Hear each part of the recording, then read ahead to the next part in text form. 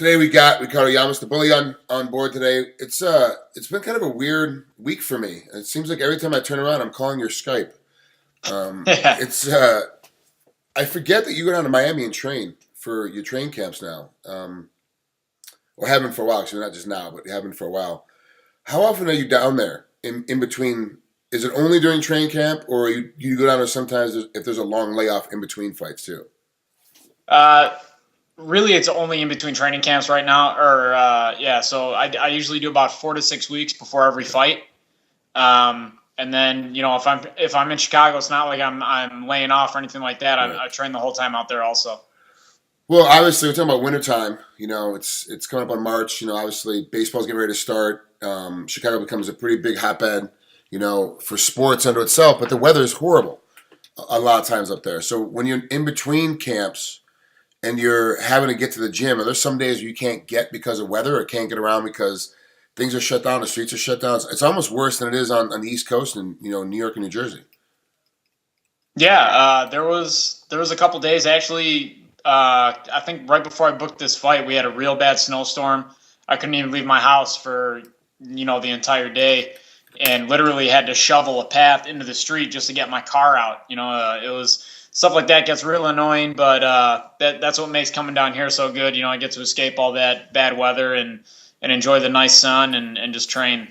So you obviously you stay with friends when you're down in Miami. You've got a place. You have your own room, or you on a couch when you're down there. No, I rent. Okay. So every time I come down here, I just rent a little studio apartment. Oh, okay. All right. And then it's the same studio apartment every time you come down? No, I've actually the past 3 times I've been down here, I've been staying in the same building, but the apartment changes every time. And they just give you a short term rental for the 8 weeks you're there or 6 weeks you're there. Right. Yeah, they do short term rental here for corporate people that come in from out of town and stuff like that. So it works out pretty well. What's it like for transportation? Do you have to rent a car as well, or do you have Yeah, something? Yeah. yeah, I rent a car. I was actually planning on driving down this time, but just ended up not doing it and just rented a car instead.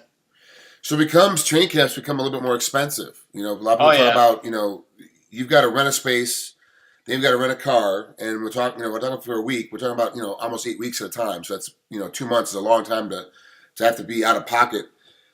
So with this which brings me into my question, the new sponsorship deal the UFC is coming up with, that starts, I think it starts in July. Is that correct? Yeah, I believe so. Is that going to affect you in any way? Do you think? I mean, it's going to affect you in some ways. Do you think it's going to be a positive effect or a negative effect? Well, the thing about this whole thing is we haven't really been given an idea of what the numbers are going to be as far as what we're going to get paid. They keep telling us that, the higher ranked you are, the more dollars you're going to make. Yeah. But they haven't given us any figures. So it's kind of a wait and see type situation. And really, I hope it works out for the best because I actually make real good money with my sponsors. I'm sponsored by a lot of local Hispanic businesses in Chicago, and they take care of me really well. So, I'm hoping that I'll at least, break even on this whole thing. That's one of the things I've stated, that just from the outside looking in, that what limited information that we get, which is even less than what you get, because we're getting information through you guys. No one really knows what's happening. The guys that have no experience or brand new, low on the ranking poll, they're going to make as much or not more because they just don't have any money coming in from sponsors. The top end guys, the top end guys, will get a lot more money because that's the way it's skewed. It's the middle of the road guys like you that it kind of get screwed because you have a lot of people that take care of their local businesses that aren't going to be part of that group anymore. And so there's a lot of guys like in your situation that get kind of jammed up. That's my opinion of it right now, but no one really knows the numbers, so I'm really grasping for straws like everybody else. So with that being said, you beat Chad Mendes. If you just beat him by decision, what does it do to your ranking? If you beat him by knockout, what's it do to your ranking? If you beat him by submission, what's it do to your ranking? Because every win, every victory can be skewed a different way for the ranking system of how they're going to put it in. What do you think happens when you beat Chad? Where does it put you ranked wise? I think that the winner of this fight, no matter what the outcome is, I think the winner of this fight is going to be the true number one contender. If you look at it on paper, my only loss in the featherweight division in the UFC is the Jose Aldo. Yeah. Chad's only 2 losses in the UFC are to Jose Aldo. We're guys that have been, taking off other contenders that are on the rise up. So we're 2 of the best guys into the division right now as far as the contenders are concerned. and the winner of this fight gets the title shot again. That's pretty much how I feel about it. But that goes also to saying how good Jose Aldo really is. Like, he is the only one that's beating everybody.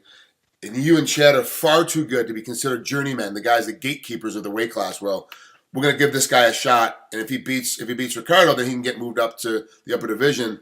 Or if he beats Chad, he gets moved up to the upper division. You guys are the number 1, number 2 ranked contenders right now. We just got to figure out who's number 1, like you said, by this fight. Is it going to be frustrating for you if you beat, or when you beat Chad, and then they turn around and go, we're going to put somebody else in for the next title shot, as opposed to putting you in because you lost to him only 3 fights ago or 4 fights ago? I honestly don't think they would do that, but it's never say never in this business. Yeah. And yeah, I'd be pretty upset because who wants to fight Chad Mendes? Who wants to fight me in this division? It's we had to fight each other. You know what I mean? We're two of the best guys. Me and him aren't looking for easy ways back to the title. When I get this shot again, I want everybody to know that I deserve it. That's why I'm taking these kind of fights. And the problem is that if Chad beats you, he just lost to Jose. So there's no way for him to go right back into the title fight again. Like, there's no way for him to get. It's very difficult for him to sell. Here he goes again. You fought him 8 months ago, 9 months ago. So no one's gonna get behind that fight. So obviously, from a marketing standpoint, from a fan standpoint, it's better for us if you win. Like, we want to see you win because we have somebody new in there that hasn't fought Aldo very, very recently. What's the preparation been like trying to get ready for Aldo? Have you done, excuse me, not getting ready for Mendes? Because we know, everybody in the business kind of knows that you win this fight, you're the number 1 contender, so you're getting ready for Mendes, but you know for sure that the next fight after that's going to be Aldo. Is there a little bit of Aldo planning already going into this training camp? Not saying you're looking past Mendes, but you're also looking, hey, I got to beat the champ here pretty quick. Is there a little bit of champ training going on with this training camp as well as you're getting ready for Mendes? Not really. Mendes is a huge task that's in front of me right now. So all of my preparation has been geared towards him and towards his fighting style, just so I can be as comfortable as possible as soon as I enter that octagon with him. I'm pretty much focused 100% on him right now. What I like about you and Chad too is that both of you are businessmen when it comes to this business. It's not. I don't have to hate the guy I'm fighting. I don't have to, tear him apart and beat up on his family and get myself angry with him to be able to go fight. It's just a business. If you guys weren't fighting each other, is Chad a kind of guy that you would hang out with or want to train with if you weren't a guy that was in the same weight class and have to battle him all the time? Yeah, I think so.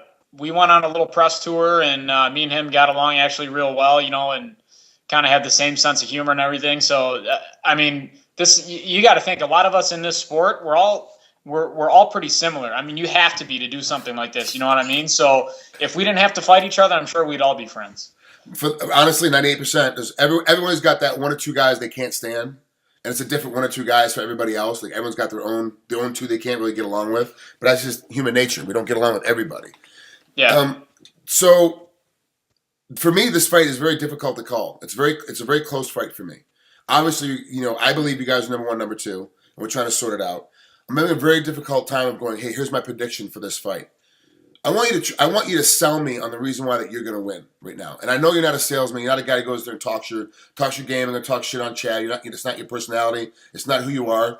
But I'm having a hard time as a guy that predicts fights and breaks fights down. I'm having a really difficult time breaking this fight down. I like both of you equally, how you fight, how you hold yourselves outside to the press and to the media, and how you guys are in your training camps and with your training partners, what they have to say about you. So for me, trying to separate this thing out from a technical standpoint, it's very close. Trying to separate it out, because then you're like, okay, technically it's close. Now I got to pick the guy I like better. I don't like either one of you any better than I like the other one. So sell me on why myself and the rest of the fans are going to watch this interview, why they should think that you're going to win this fight. Sell me on to the reasons why that you're the better tactician for this fight. Frank, one of the things about me that I think it makes me a problem for anybody on this planet is that I'm a very tenacious, very stubborn, very hard-headed guy. And the more you come after me and the more you hit me and the more you hurt me, all it does is fuel my fire, and I keep coming forward after you, and really I will go until the end. I've never been submitted. I've always gone with all my heart until I have absolutely nothing left, and I push past it. And Chad is a great fighter. He's really well-rounded. I'm really well-rounded myself. And, this is going to be one for everybody to watch, and really everybody, I think, is going to enjoy this fight. We're both going to go in there and get after it. And when I want something, I literally go after it until it kills me. This is for those of you at home that don't know. This is the main event for the UFC Fight Night. This is honestly one of the better jobs that Joe Silva's done, and we want to give credit to you want to give credit to the matchmakers for putting these fights together. But the reality of it is that you guys made it very simple for them to put it together. It was like, this is the guy that's number one. This is the guy that's number two. We're not really sure who's one, who's two. We got to make them fight. It's like Dana, does this work? Lorenzo, does this work? It's like everyone's like, yeah. Why are we asking it? Let's put it together. Okay, what night are we putting this thing together? That's the next question. How is this thing? What night is this thing going to come together? Oh, let's make it the main event of a fight night. It's perfect, And so you guys made it very, very simple. This whole card, top to bottom, is a very interesting card. There's a lot of great fights on here.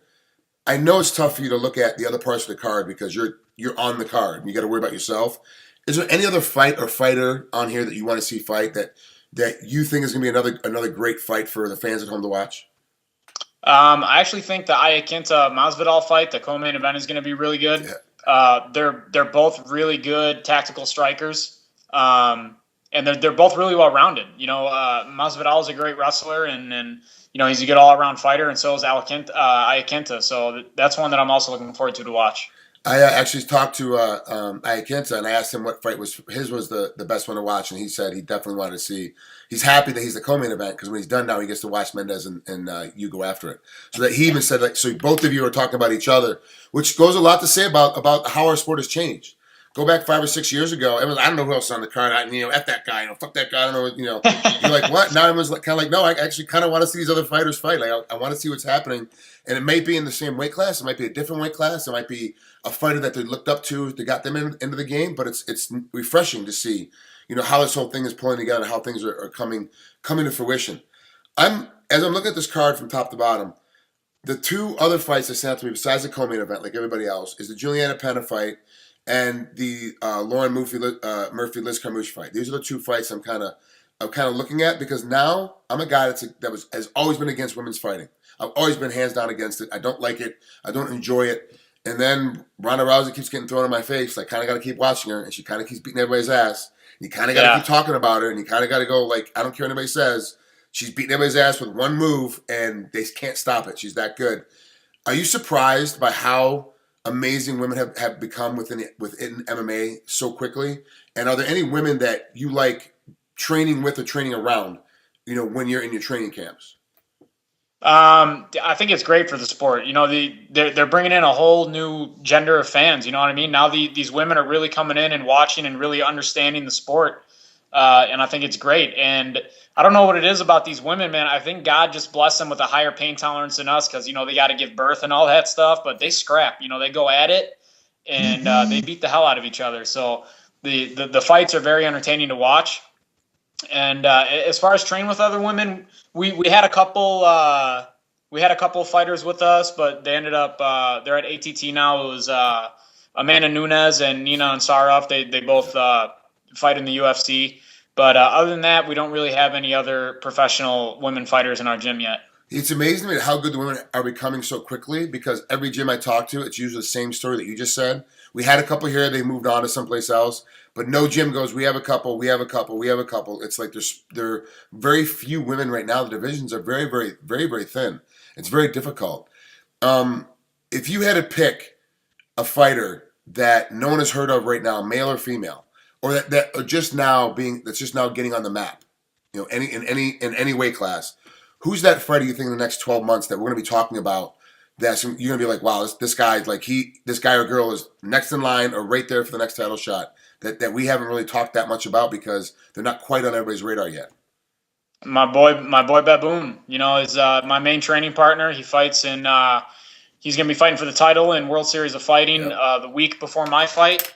And this is a guy that not too many people know about. But I mean, you come down here to Miami. Everybody knows him down here in Miami because he's been fighting on the local circuit forever.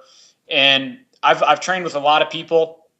I've trained with a lot of top UFC guys. And I mean, this guy just blows them all out of the water. I really have to be on my toes every time me and him go at it, and it's fun, you know, because sometimes he'll beat the crap out of me, and sometimes I'll beat the crap out of him. It just depends on those days. You know, if he's stuffing my takedowns, he'll pick me apart. But if I'm getting those takedowns off on him, then you know it's really cool to kind of have that, because we both push each other and make each other better. But Luis Palomino is definitely the guy that everybody needs to watch out for. When I said earlier in the for the folks at home, when I said earlier in the interview that I feel like I'm still calling his Ricardo Skype all the time, is because I had to call Ricardo Skype to get a hold of Baboon earlier. It was like when I call him, I got confused on my dates. I thought I was calling the wrong guy. I was like, oh, okay. So it worked out. Yeah, and I've heard from other guys, not just down in Miami, in Florida as a whole, in the state. Like, everyone knows who he is because he's been fighting down there for so long. So, Ricardo, thanks so much for coming on here. I enjoy every time I get a chance to interview you. I really have a great time talking to you. I appreciate it. I know it's late for you on the East Coast, so I'll let you go and get some sleep in. But, man, have a great time. This fight for me is a great fight. Like I said, I have a hard time picking it. And I got to be honest with you, I really don't. I'm not vested on either guy. If either guy wins, I'm going to be super excited for that guy. And however this fight plays out, even if it's a quick 14-second submission, I'm still going to be like, this is one of the most amazing fights we can see, because both you guys bring it. Thanks a lot, Frank. I appreciate it, man. You got it. We'll talk to you again soon. Okay.